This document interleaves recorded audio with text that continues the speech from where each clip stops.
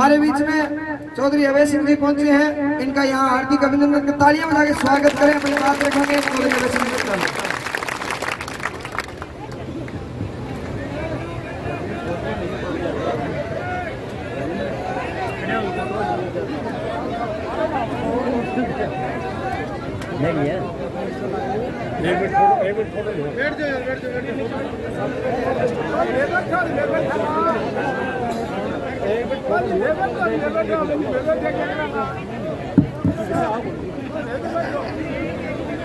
थोड़ा बैठ जाओ, बनी बैठ जाओ, बैठ जाओ।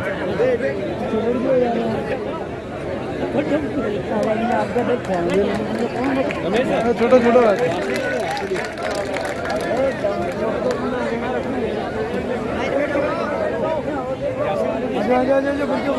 आदर और सम्मान किए हो। किसान संयुक्त मोर्चा के युवा के अध्यक्ष, अरे चुप हो जाओ। अभी आपके रूबरू होकर के गए भाई रवि आजाद जी लगातार इस आंदोलन को, इस किसानों की मांग को लेकर के आपकी लड़ाई लड़ने वाले भरत झाझड़िया जी, भाई दीवान सारण जी, नरेंद्र सारण जी और जयप्रकाश कासड़िया जी, जिन्होंने 90 दिन तक तो तहसील में बैठ करके आपकी लड़ाई को लड़ने का काम किया था। और जब तहसील में आंदोलन चल रहा था तब मैं मिल करके आया था। मैंने उस वक्त भी प्रशासन को चेताया था और प्रशासन से कहा था कि आप हमारी परीक्षा मत लो। हमने बहुत लंबा आंदोलन लड़ा, हमने देश के प्रधानमंत्री को भी मजबूर किया। ये हमारी जायज मांग है, हम अपने हकों के लिए बैठे हैं। आप समय रहते सरकार को चेताओ ताकि आंदोलन को शांतिपूर्वक तरीके से लोगों के साथ न्याय मिल सके। लेकिन शायद प्रशासनिक अधिकारी जो थे और सत्ता में बैठे लोगों को इस बात का घमंड हो गया होगा कि चंद लोग धरने पे बैठे हैं, कुछ दिन के बाद धरना समाप्त करके अपने अपने घर चले जाएंगे। इन पे ज्यादा ध्यान देने की जरूरत नहीं है। मैं उन चारों जवानों को सलूट करता हूं जिन्होंने इस आंदोलन से न केवल सरकार की टूल हिलाने का काम किया, बल्कि आपसी भाईचारे को भी मजबूत करने का काम किया। इसके लिए बहुत बहुत बधाई भी देता हूं और सलूट भी करता हूं। साथियों, मेरे से पहले आजाद साहब ने सारी बात का जिक्र किया था। मुझे याद है अच्छी तरह से जब ये 3 काले कानून बनाए गए थे, सर्दियों के दिन थे और मैं हजारों साथियों के साथ टिकरी के बॉर्डर पे गया था। जब टिकरी के बॉर्डर पे पहुंचा तो जो किसान वहां आंदोलन का संचालन कर रहे थे नेता, उन्होंने मेरे सामने ये प्रस्ताव रखा कि हमारा फैसला है, अगर कोई हमारे मंच पे आए तो पहले वो इस्तीफा लेकर के आए, वो राजनीति से ऊपर उठ करके किसान की मदद करने के लिए अपने पद त्याग करके आए। मैंने उनको उसी वक्त कह दिया था, आप निश्चिंत रहो, मेरी रगों में चौधरी देवीलाल का खून है और मैं कोई ऐसा फैसला लूंगा जिससे आपके आंदोलन को भी ताकत मिलेगी और देश के प्रधानमंत्री को भी सोचने पर मजबूर होना पड़ेगा। उसी वक्त प्रेस के साथियों को बुला लिया और मैंने कहा भी 26 जनवरी को तिरंगा यात्रा जाएगी, दिल्ली के अंदर किसान लेकर के जाएगा। अगर 26 तक ये काले कानून खत्म नहीं हुए तो 27 को इस्तीफा देकर के आपके बीच में आकर के बैठ जाऊंगा। और मैंने 26 तारीख तक इंतजार किया। 26 को जब ट्रैक्टर यात्रा गई थी, उस ट्रैक्टर यात्रा में शामिल हुआ था।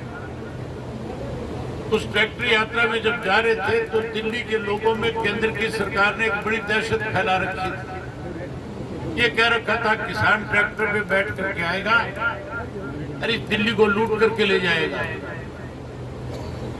26 तारीख की शाम होते होते जब दिल्ली के लोगों ने उस किसान की ट्रैक्टर यात्रा को, तिरंगा यात्रा को फूल मालाओं के साथ स्वागत किया, लोगों ने जगह जगह मिठाइयां खिलाई, फ्रूट खिलाए, लंगर लगाए, तो प्रधानमंत्री को लगा कि अब दिल्ली के लोग भी किसानों के साथ खड़े हो गए।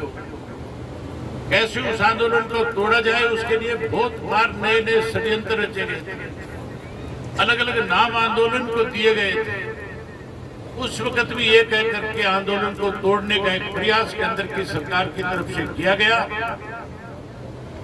ये कहा गया शाम को टेलीविजन के ऊपर, इस ट्रैक्टर में जब किसान आए थे, किसानों के साथ खालिस्तानी भी आ गए और खालिस्तानियों ने लाल किले पे कब्जा कर लिया और कब्जा करके वहां तिरंगे के साथ खालिस्तान का झंडा लगा करके तिरंगे का अपमान कर दिया।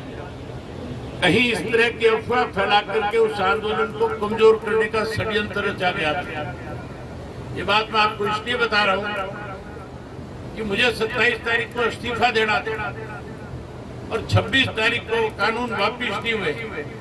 मेरे पास अनेक नेताओं के फोन आए, जिन नेताओं ने मुझे चल करके कहा कि अब तो आंदोलन कमजोर पड़ गया, खत्म हो जाएगा और आपके इस्तीफे से कुछ नहीं होने वाला, आप इस्तीफा ना देना, कहीं ऐसा हो इस्तीफा दे करके आप अपनी सीट खो बैठो, आगे फिर आपको विधानसभा के चुनाव में दिक्कत आ जाए। जो लोग मुझे फोन कर रहे थे, मैंने उनसे आगे से कहा कि अगर आप किसान के हितैषी हो, अगर आप चाहते हो किसान को ताकत मिले, 3 काले कानून खत्म हो, तो फिर आपको भी मेरे साथ चल करके विधानसभा लोकसभा से इस्तीफा दे देना चाहिए ताकि आंदोलन मजबूत हो जाए। उनमें से तो कोई नहीं गया। ये आजाद साहब बैठे हैं, बहुत सारे नेता जाकर के वहां फोटो खिंचाते थे और बहुत सारे नेता इन किसान नेताओं के बीच में ये बात कह करके आते थे, जो फैसला आप ले लोगे हम उस पर फूल चढ़ा देंगे, हम आपके साथ खड़े रहेंगे, हम आपकी लड़ाई को लड़ेंगे। लेकिन जब इस्तीफे की बात आई तो फिर फोटो खिंचाने वाले छुप गए थे, कोई नजर नहीं आया था। 27 तारीख को आप लोगों से पूछ करके जा करके इस्तीफा दे करके और किसानों के बीच में जाकर के बैठ गया। आज भी ये जो आंदोलन है, ये जो आपकी लड़ाई है, मैं हालांकि बहुत व्यस्त था, मैं अपने कार्यक्रम में लगा था, आपकी लड़ाई लड़ रहा हूं लगातार। इस प्रदेश से कैसे ये भाजपा जसपा सत्ता से बाहर हो, इसके लिए 24 फरवरी से यात्रा शुरू कर रखी है। हर रोज 20 से 25 किलोमीटर चलता हूँ, 10 से 12 गांव में लोगों को मिलता हूँ। अब तक लाखों लोगों से मिला हूँ, 17 जिलों में जाकर के 71 विधानसभा क्षेत्र में होकर के आया हूँ। आज जब मुझे पता लगा, मेरी जब डिप्टी कमिश्नर से बात हुई तो मैंने डिप्टी कमिश्नर से कहा आप लंबा ना चलवाओ इस आंदोलन को, हमें मजबूर मत करो। अगर आप कोई ठीक फैसला आपकी सरकार नहीं लेगी तो फिर मुझे बीच में छोड़कर की यात्रा और इन सारे किसान साथियों को लेकर के तेरे दफ्तर में आकर के बैठना पड़ेगा। आज मैं समर्थन देने नहीं, समर्थन तो मेरा पहले दिन से ही आपके साथ। किसानों के लिए मुझे जो भी कोई कुर्बानी देनी पड़ी, विधायक के पद से बड़ी कोई चीज नहीं हो सकती। आपके लिए 1 मिनट में ठोकर मार के आपके बीच में आके बैठ गया। आज तो लड़ाई और तरह की है। आज किसान को कमजोर करने के लिए सरकार इन आंदोलनों को लंबा चलाने पर मजबूर करती है, लेकिन सरकार को शायद इस बात का अभी तक एहसास नहीं है। इस किसान ने जिस दिन ये फैसला कर दिया कि तुम्हारी रांद काटनी है तो फिर देर नहीं लगेगी। आप तो एक काम करना, आंदोलन तो आप जीतो ही जीतोगे, 100% जीतोगे। मैं आपके माध्यम से, प्रेस के माध्यम से डिप्टी कमिश्नर को भी, चीफ मिनिस्टर को भी, दोनों को हिदायत देता हूँ, कहता हूँ या तो जल्दी से जल्दी आकर के अपना फैसला सुना दे रही इसको, जिन जिनका क्लेम बचा उनका क्लेम उनके खातों में डाल दे।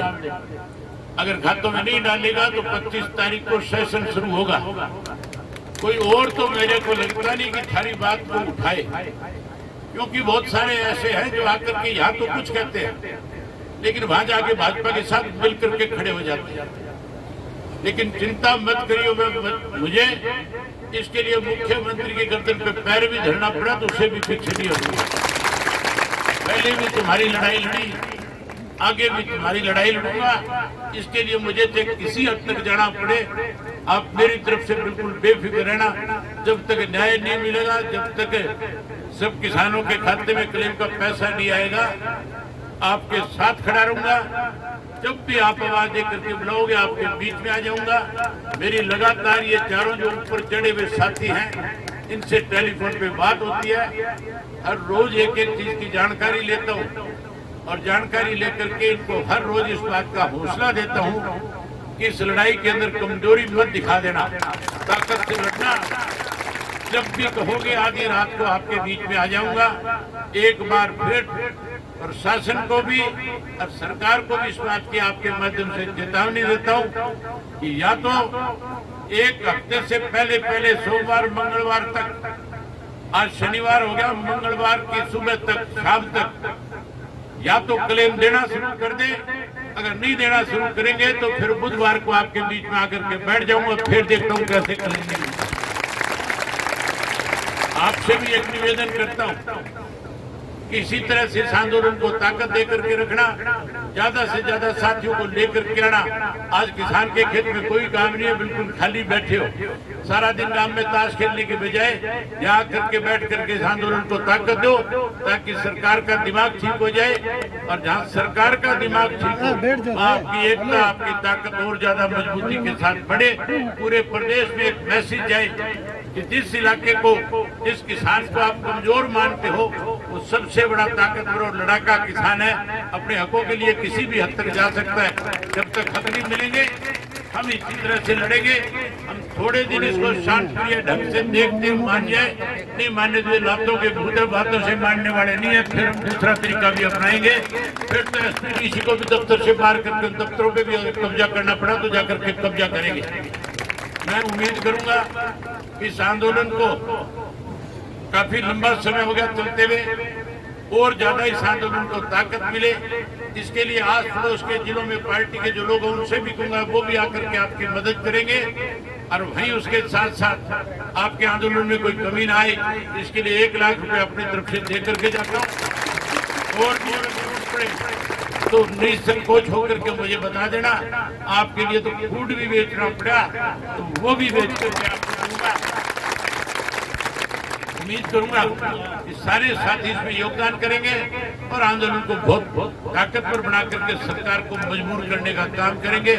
कुछ बहरूपये घूम रहे हैं, ध्यान रखना। आपको याद होगा मेरा इलाहाबाद का उपचुनाव जब था, जब किसानों की पगड़ी बांध करके आया करते थे और कहते थे हम तो किसानों के हितैषी है, लेकिन वोट भाजपा के लिए मांगा करते थे। उन लोगों का ध्यान रखना। अभी मैंने सुना था कल परसों को जमुड़ी यहाँ करके गया था, कांग्रेस का 1 नंबर का एजेंडा, ध्यान रखियो इसका। ये बेईमान तुम्हें कहीं बेचना है, ऐसे लोगों को अपना आंदोलन हाथ में मत देना। आजाद जैसे साथियों पे विश्वास और भरोसा करना जिन्होंने किसानों की लड़ाई लड़ने का काम किया है। मैं उम्मीद करूंगा कि ऐसे बहरूपियों को दूर रखोगे और अपने सच्चे हितैषियों को अपने बीच में खड़ा करके इस आंदोलन को ताकतवर बढ़ाओगे। आप सब ने मेरी बात सुनी, आप सबका बहुत धन्यवाद। जय हिंद, जय हरियाणा।